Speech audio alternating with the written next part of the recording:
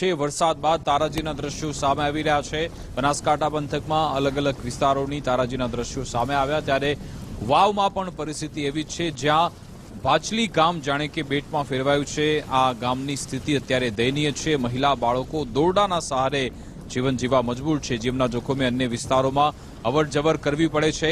બાળકો માથા પર સામાન ઉચકી વહેતું પાણી પાર કરે છે તેવી સ્થિતિ વાવની છે। અહીંયાના દ્રશ્યો તમે જોઈ રહ્યા છો કે અવરજવર માટે લોકો રસ્સીના સહારે છે। નાના બાળકો પણ આવી પરિસ્થિતિમાં જીવી રહ્યા છે। ભાયલી ગામની સ્થિતિ કે જ્યાં આખું ગામ અત્યારે બેટમાં ફેરવાઈ ગયું છે। જીવના જોખમે લોકો એક જગ્યાએથી બીજી જગ્યાએ જાય છે।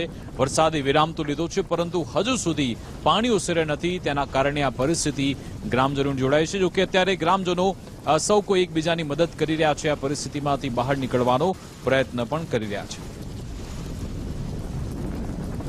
જીવના જોખમે અન્ય વિસ્તારમાં લોકોને અવરજવર કરવી પડે છે। જીવન જરૂરિયાતની ચીજવસ્તુ માટે તેમને બહાર જવું પડે છે। કહેવામાં તો આવે છે કે તંત્ર દ્વારા તેમને ફૂડ પેકેટની વ્યવસ્થા કરવામાં આવી છે। અલગ અલગ સામાજિક સંસ્થા પણ આગળ આવી છે, પરંતુ તમામ જગ્યાએ પહોંચી શકાતું નથી। એના કારણે આવી સ્થિતિ છે।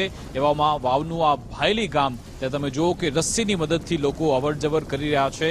પાણીની વચ્ચે લોકો રહેવા માટે મજબૂર થયા છે। તેમના જે આશિયાના છે તેમની સામે જ જાણે કે પાણીમાં અત્યારે ડૂબી ગયા છે। તેમની ઘરવખરી પણ કદાચ પલળી ગઈ હશે। તેમના જે અગત્યના ડોક્યુમેન્ટ છે, મહત્વનો સામાન, એ પણ બગડી ગયો છે।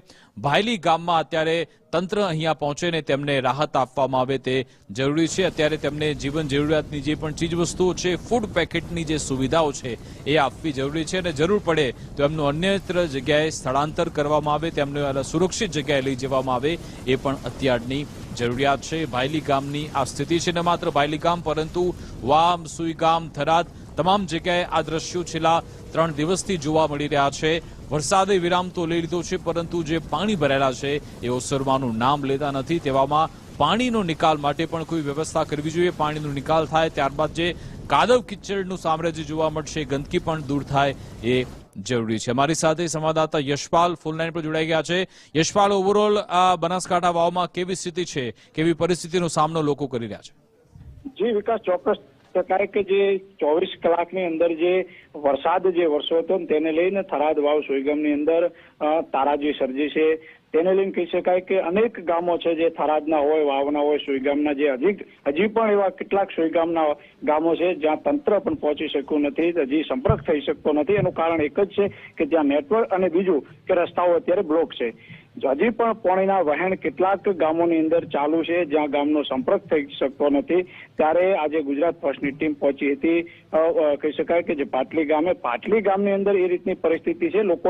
જે લોકો ખેતરોમાં વસવાટ કરતા હતા અને ગામમાં આવવા માટે એ દોરડાનો સહારો લઈ અને નાના ભૂલકાઓ પણ અત્યારે દોરડાના સહારે પોતાના ખેતરથી ગામ સુધી આવી રહ્યા છે। એ રીતની અત્યારે પરિસ્થિતિ સર્જાઈ છે કે સમગ્ર થરાદ, વાવ અને સોઈગામની અંદર માત્ર પાણી જ જોવા મળે છે, બીજું કંઈ પણ જોવા મળતું નથી। એટલે ખૂબ જ કહી શકાય દયનીય પરિસ્થિતિ અત્યારે બનાસકાંઠાના થરાદ, વાવ, સોઈગામની સર્જાઈ છે। જી વિકાસ, બિલકુલ, આભાર તમામ જાણકારી આપવા બદલ।